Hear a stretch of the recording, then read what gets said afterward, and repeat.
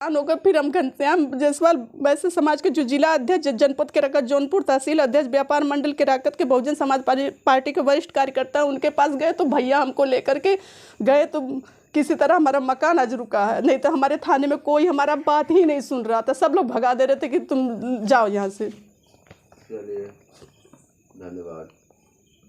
और योगी सरकार को आप क्या संदेश देना चाहती हैं?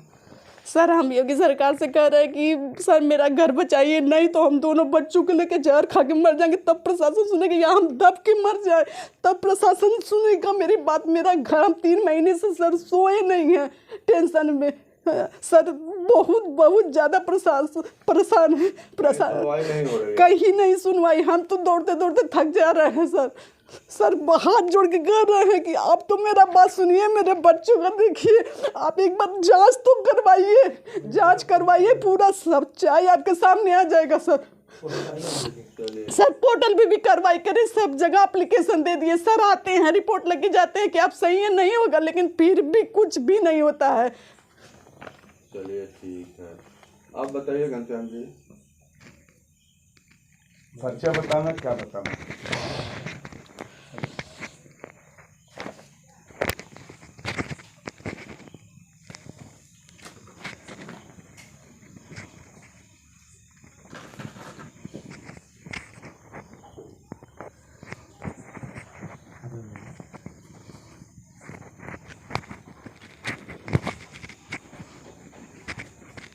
हाँ बताएं। मैं घनश्याम जायसवाल कस्बा कराकत का रहने वाला हूँ। मुझे बहुत जिम्मेदारी दी गई है। मैं बहुजन समाज पार्टी का बहुत सीनियर कार्यकर्ता हूँ। उत्तर प्रदेश उद्योग व्यापार मंडल का तहसील अध्यक्ष कराकत का हूँ। अभी हाल ही में वैश्य समाज का जिला अध्यक्ष जनपद जौनपुर का बनाया गया हूँ।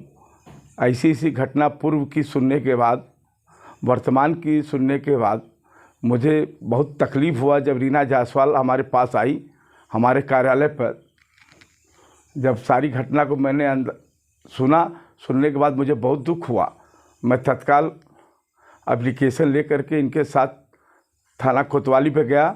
हमारे आर्यन तिवारी थे, उन्होंने कहा उसका आदेश है, जो ज़मीन लिया है उसका आदेश है, हमारे पास कागज़ देखिए। मैंने कागज़ को देखा, उसमें आदेश ये लिखा गया है कि इनकी ज़मीन जो अधमरा हो गई है, जो पूर्व की घटना में इन्होंने 27 अगस्त को भोर में बिना सूचना दिए आबादी की जगह पर जा कर के धीरज सेठ,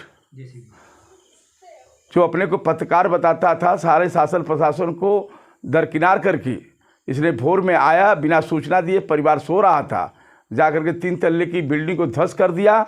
1.5-2 महीने आदेश के बाद, शासन प्रशासन के आदेश के बाद 1.5-2 महीना काम रुका है।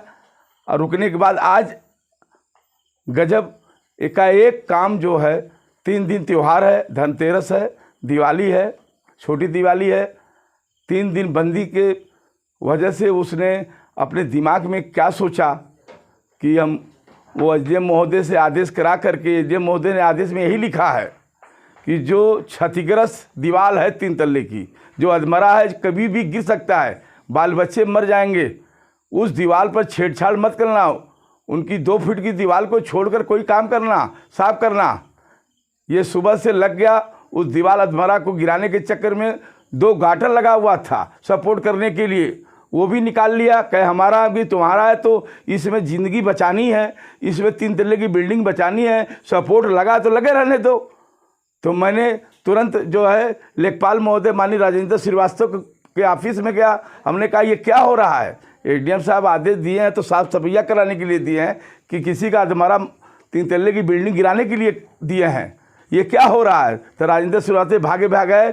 उन्होंने कई बार कहा, फ़ोन से कहा कि आप काम को रोक दीजिए, इस बिल्डिंग में, इनकी मकान पर आप जरा सा भी कोई छेड़छाड़ मत कीजिए, किसी वक्त गिर सकता है। वो पुल्लू सेठ, जिसका नाम है सुनील सेठ, वो अपने को ताकतवर घोषित करके हमसे लड़ रहा है, भद्दी गाली दे रहा है। हमने कहा कि तुम होश में आ जाओ, तुम सीनियर नागरिक को गाली दे रहे हो। कहे जो होगा हम देख लेंगे, ऐसी धमकी हमको दिया है। मैं धमकी वाला पत्र इसके पहले घटना का मैं सीओ साहब को एप्लीकेशन दे चुका हूँ। हमको ये नहीं समझ में आता है कि हम बनिया समाज के आदमी हैं, बनिया समाज एक बैग गुंडा किससे हो जाता है? अरे कोई भी चीज़ को समझना चाहिए। कानून का सिस्टम नहीं मालूम इसको, कानून को समझता ही नहीं है, कानून कुछ नहीं कर पाएगी, ये धमकी देता है। ये कहाँ से जड़ी बूटी पाया है, कौन सी ताकत पाया है, किस ताकत पे ये माहौल को किराकत कस्बा नगर पंचायत को ख़राब कर रहा है? एक तो पहले से नगर पंचायत किराकत पहले से ख़राब हो चुका है, ख़राब करने वाले बहुत से यहाँ वीर पड़े हुए हैं, फिर किराकत के आने वाले बच्चों के लिए तो भविष्य बना में किराकत की नगर की मुझे सबसे ज़्यादा चिंता है। तो राजेंद्र श्रीवास्तव को फिर फ़ोन किए, देखिए ये नहीं मान रहा है, तो उन्होंने आया शाम को 4-5 बजे काम रुकवाया। फिर मैं वहाँ गया देखने के लिए, काम नहीं रुक रहा था, फिर उनको बुलाया, फ़ोन किया, ये क्या हो रहा है? बार बार लेखपाल महोदय आपको फ़ोन करके हमने जो आदेश लिया है उसमें ये लिखा हुआ है कि राजेंद्र श्रीवास्तव का ये बयान है, उन्होंने ये लिखा है ये दीवार अधमरा इनका 2 फुट का मोटी दीवार छोड़ करके 24 फुट के अंदर अपना जो लिखाए हैं चाहे जो भी हो वो अपना साफ सफैया कराएं।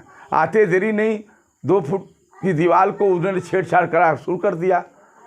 बहुत तकलीफ़ हुई और जब हमने डांटा उस सुनील सेठ को तो हमसे झगड़ा कर रहा है।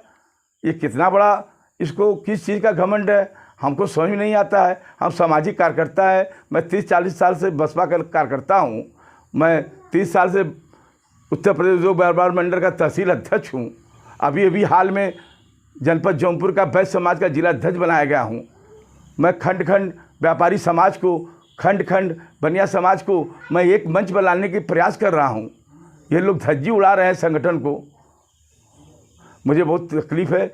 मैं रीना की पीड़ा को समझा। योगी सरकार को आप क्या संदेश देना चाहते हैं? माननीय यशस्वी मुख्यमंत्री योगी आदित्यनाथ ने भी जौनपुर में आकर कह दिए थे, फिर भी प्रशासन ने क्या प्रशासन ने उन्होंने कहा था मेडिकल कॉलेज के उद्घाटन में जो माफिया डान गुंडा बदमाश उभर रहे हैं वो दफना दिए जाएंगे। अभी तक कार्रवाई नहीं हो पा रही, इसको मुझे चिंता है। अरे हम ये कह रहे हैं कि कोई भी व्यक्ति चाहे वो किसी भी समाज का हो, इस तरह से मन बढ़ हो करके अगर वारदात करता है तो आने वाला भविष्य किराकत नगर पंचायत का बहुत ख़राब हो जाएगा। मैं बहुत सहूलियत से सारे परिवार को नगरवासी को समझाया।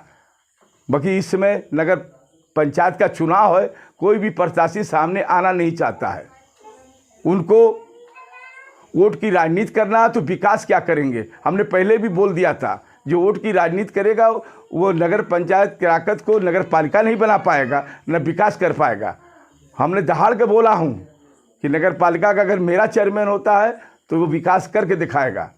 पता नहीं ये लोग सामने नहीं आते हैं, पता नहीं क्यों डरते हैं कि मेरा वोट घसक जाएगा। वोट की राजनीति होगा तो विकास और जनता का न्याय नहीं मिल पाएगा। चलिए धन्यवाद।